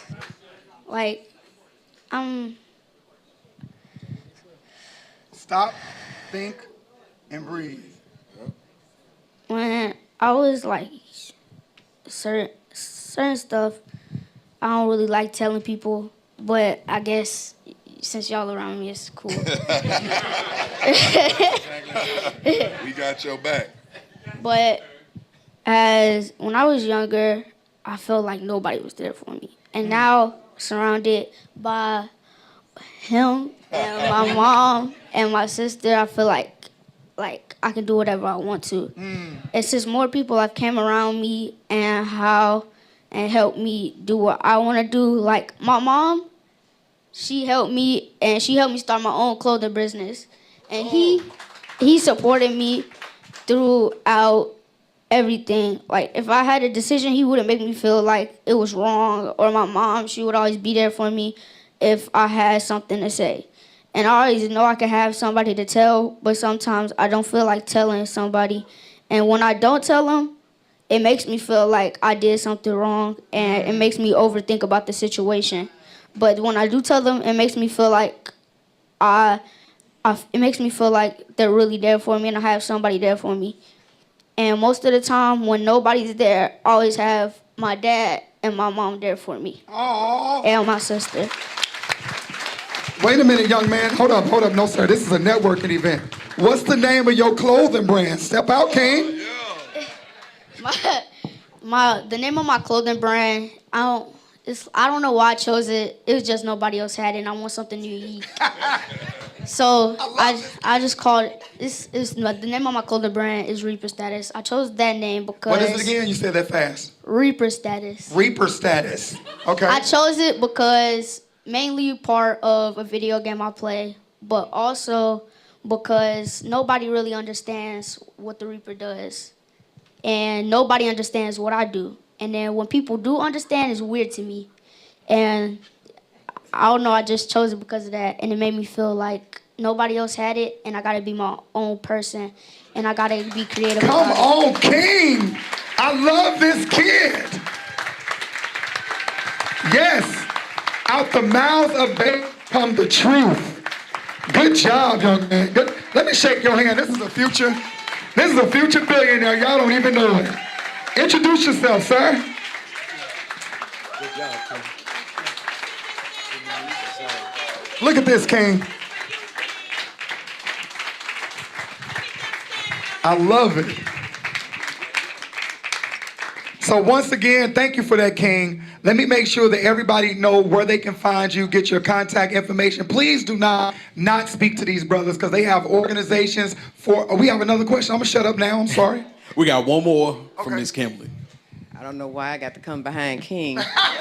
You done just sucked all the energy out of the room, and I submit that energy to you. So what a fantastic, man, I don't want to waste my time. Just incredible. Your questions have been so needed because as women, you all are just mysterious beings. We go our whole life just trying to guess and figure it out. So, I mean, I like needing more of this. I've been married for 20 years. I have one man child, and I'm still trying to figure things out. You know what I mean? But one thing that I have just learned here recently, and call me late, is that I absolutely have to reserve space for my husband. Yes. We're raising children. You go through things, and we've got a teenager over here that's just doing her thing, and I've got a sister, a friend, and another friend over here that I put in rotate, that I call and I talk, you know what I mean? But then I woke up and realized my husband only has me. I'm the only one he talks to. And so I find even at work, when he has something going on, I'm the one he's talked to. He doesn't have a friend he picks up the phone, you know what I mean? He doesn't have anybody to talk to. And so I find that I'm annoyed by his complaining. And then I just said, girl, what's wrong with you? Like, you can't do that. You're the only man, if he doesn't complain to you, who is he gonna talk to? If you don't have enough space for him. So I just say that to say that to any other woman in here that needed to hear that. A lot of us, may look at our men and be like, why are you complaining? You supposed to be the man, and all this complaining, get it done. But I done complained all day to my girlfriends, you know what I mean? He didn't have anybody to complain to. So as I speak this thing out loud, just to get it out of my body, I have in my mind reserved, and I had to go back and apologize to him. Like, listen, dude, I've been tripping. I have to make sure that I reserve space in my body for you. Just like I need you to reserve space in your body for me, that I have to be very conscious in that. So as women, just like what can we do? I just want to make sure, because this is where the breakdown is. We just don't understand each other. We're all being hit by life outside. I'm sorry, we're all being hit by life. So, what's the best way to reserve space for you? Like, you know what I mean? As your mate, how can we do that? Sorry. Okay, I'll get it. I've been married 16 years with 3 children. I have a man cave. I have a space for myself after dealing with the trials and tribulations of work, traffic to get home, and everybody saying, gimme, gimme, gimme. when I get home, sometimes I just need a chance to unwind by myself. I don't want to hear nothing. Give me a sec. That's why back in the day, you see the dads come home and have a beer. A lot of times that's to relax before I have to go deal with whoever ain't do their homework or whatever else, what Bill is doing, so forth and so on. So have a space in your house for your husband, I think, works for me, where I could just go and be by myself just for a little while. I'm not trying not to be around you. So I don't become that volcanic eruption, let me decompress, and then let me come handle that. Then let me come to dinner and so forth. And then also, don't take it personal. Right? Me not wanting to be around you is not a personal thing. I just need to decompress. And what I wanted to say to you earlier, we was talking about having a safe space and space in your body for your husband. Your husband also watched you do that for everybody but him. So I appreciate you for what you did. Can I say, I think it starts with understanding. Just understanding that we're all works that are under construction until we leave here. And when you're walking in on somebody's life, and even when you're married, you're walking in on unfinished work. Yeah. So just understand that we are working towards some things in order to get better, and we need that support as well. And we need that understanding, because if you don't understand it, you don't know how to support me. You don't know how to help me. But the first thing is understanding that, hey, you're not perfect, I'm not perfect. Let's give each other grace and space to grow and love each other. And that makes a difference. Absolutely. And on that note, thank you so much, Mr. Gary. And on that note, we're going to call it today. But before we leave, I want to find out where everybody can find you, your social media, your organizations. I'm going to start with Lorenzo, and we're going to work our way around. Come on. You can find me on Facebook, Lorenzo Davis Jr. You can also get in contact with me through the UnGUNinstitute.com. Through Dr. Marty. All right, thank you for that. Again, my name is Marcel Escape. You can find me on Facebook, Instagram, LinkedIn, and again, I'm a strategist at Missouri Foundation for Health, so www.mfh.org. Thank you for that. Tyrone J. Dennis on all social media platforms, clippersandcops.org. We also do Clippers and Cops in the barbershop here in St. Louis and Atlanta, and we also do Clippers and Cops Campus Invasion, where we actually come into school, talk to the kids about a number of topics. Thank you for that. So the founder of The Village, you can find The Village at www.thevillage314.com. We're on Facebook, IG. What's The Village? The Village is a mentoring program for young black males ages 6 to 18. Our YouTube channel shows hands-on, real life, who it is and what we do. Thank you for that, Mr. King. Gary Kelly, you can find me on Facebook, Instagram, under Shoe Game Flame under Instagram.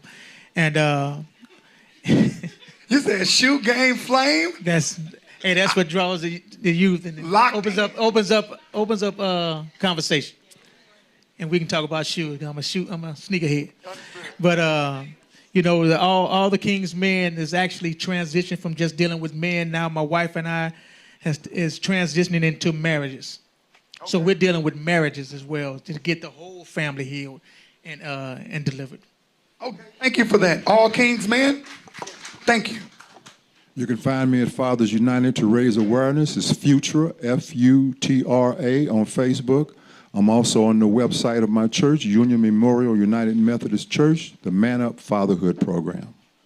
Thank you, gentlemen, for this amazing panel. Give them a round of applause, please. Absolutely.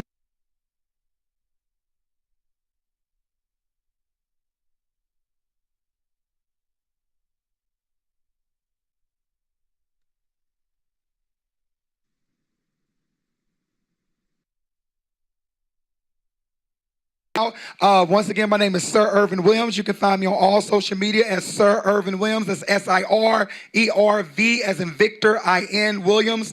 Also, my website is SirIrvinWilliams.com. Do you want me to announce this or you want me to bring you up, Miss Marty? Dr. Marty? It says on the prompter. It said on the prompter.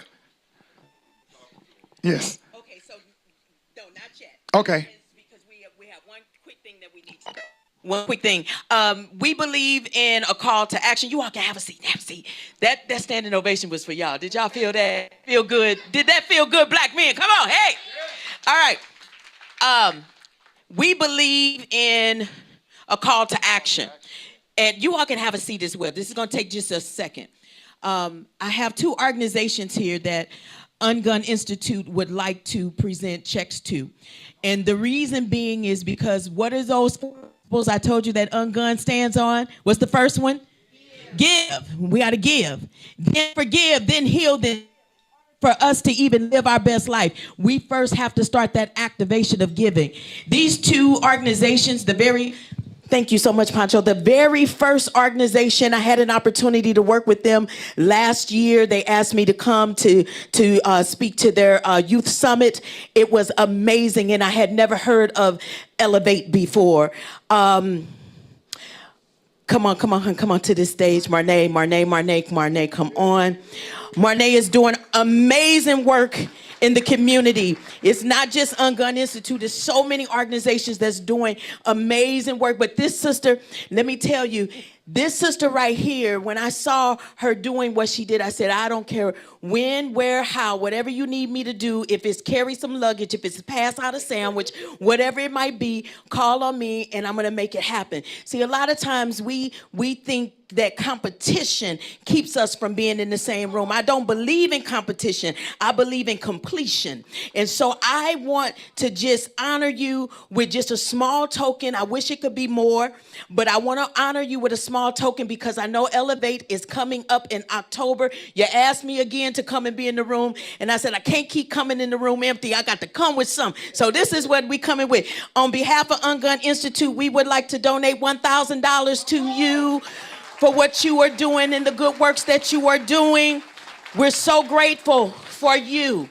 And I want to continue to work with you, sister, and I want to continue to work with as many people as we possibly can. Thank you, Marnay. And just tell you. May I please? I know this is not a part of the program or the script, but Dr. Marty K came into my space, my world, a year ago, and it has not been the same. I concede that I did not know about Sunday, but everyone in my space, my network, will know about Sunday after today. I want to thank the UnGUN Institute from my heart for your support, for advocating for all things community and making me a part of it. Thank you.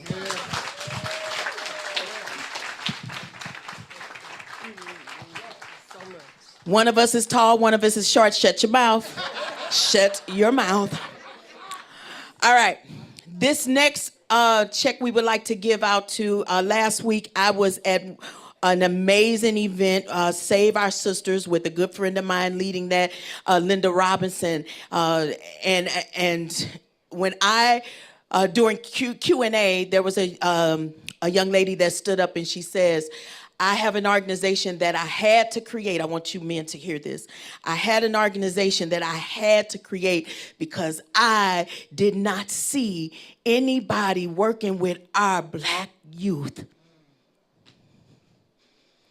And each and every last one of you all for years have been working with black youth. Now, the reason that this is important for me to point it out like this, it has nothing to do with what she said, because she said what she saw. We're working in silos, St. Louis.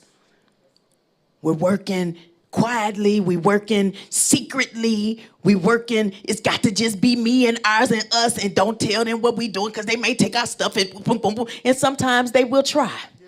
But speak up, speak out to it. Huh? Yeah, speak to it. Because I do. That's the reason that I don't get invited to some rooms and sitting at some tables and I got to bring my own white folding chair.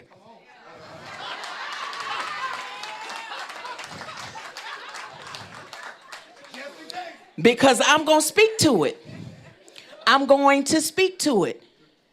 So we need to quit stealing. We need to start healing. We need to stop competing and we need to start completing. We need to know our resources in our own city. I am a global peace ambassador. Raise your hand if you knew that before coming into this room today. 25 people maybe got their hands up. And I'm not getting called to the tables. When we can change lives just by me making a call to the UN. But you didn't know. Because you're not even saying, come on in, Dr. Marty. We see you with Show Me Arts Academy and UnGUN and working with the children. Because you see me as competition. I'm not your enemy. I'm your energy. So this next young lady, when I felt her pain of saying what she said, I said, sister, I got to say to you, you may not know who's doing what in St. Louis, and that's our fault. That's not yours. You may not know, but we got to be careful how we speak things into the atmosphere. Because if we say it's not here, it will be gone. But if you say it in a way of, I'm not sure what else is out there, this is what I'm doing, and if there's anyone else, can you come and find me? I want to do it with you too. See, that goes around a little bit different. But what I love about this sister is that she was able to receive it, that correction with love. And because of that, God said, bless her right now. And I told her, bring your babies. Come and we sitting you front row VIP. And today we want to give you $500 to your organization. Come on up here. $500 we're going to give to her organization. But most importantly, more than this amount of money, what I hope we've given to you is knowledge to know there are other people doing what you do. Connect, sister. And if you need me to show up with a chair, let me know. I got you. Show up with the chair. Thank you so much. Dr. Marty, I just want you to know, I'm going to stand back here a little bit so I can see everybody. I just want you to know that I really appreciate your just ability to just help people. Everybody don't have that. You have a passion for doing it, and I really thank God for putting me in your life. I thank God for sending me in that room that day. And it's really good to see this panel up here because my organization is called What About Us? And it's for young men 18 to 30 years old. And these are the young men here, along with my husband that is standing here. And it's also amazing to see that one of my son's teachers is sitting here on this panel. Mr. Morrison was my son's math teacher, and I was an involved parent. He taught both of my sons. Actually, he taught all of my children, my girls as well.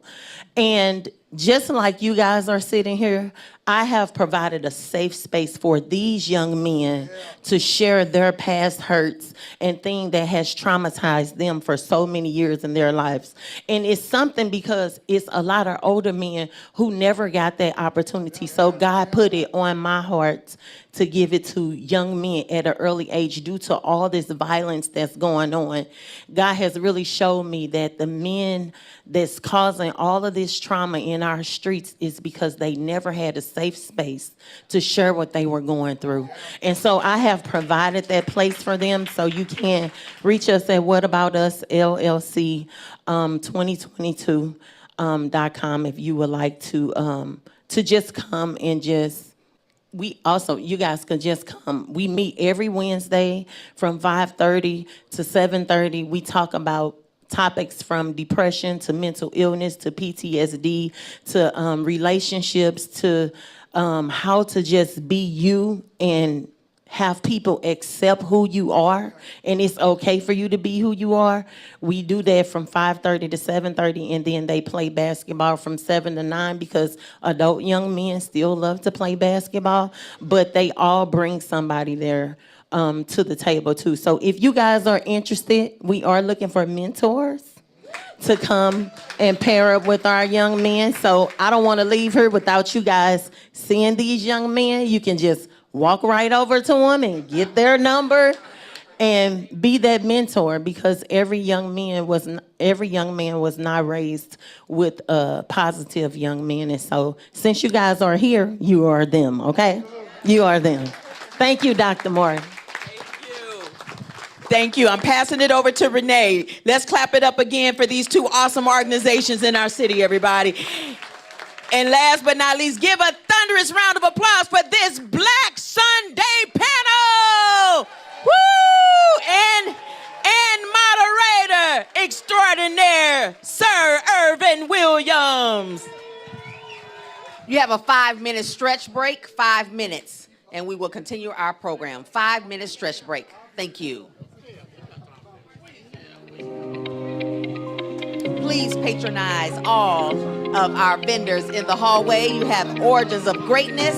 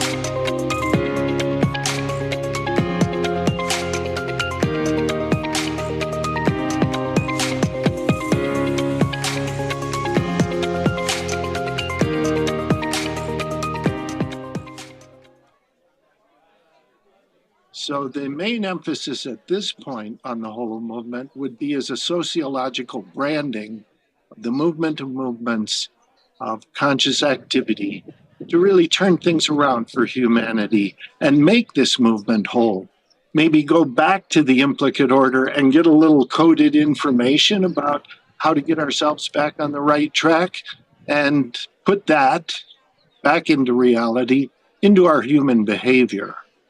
Bohm was, very interested in dialogue, in the spirit of the human heart, and quite concerned that we'd gone astray. And so I feel he would definitely identify with and be happy that this name is being proposed as a movement of movement in a sociological sense at this point in time. So the whole movement of what we're describing here is more the psychology, sociology of bringing us together under a single name for a movement.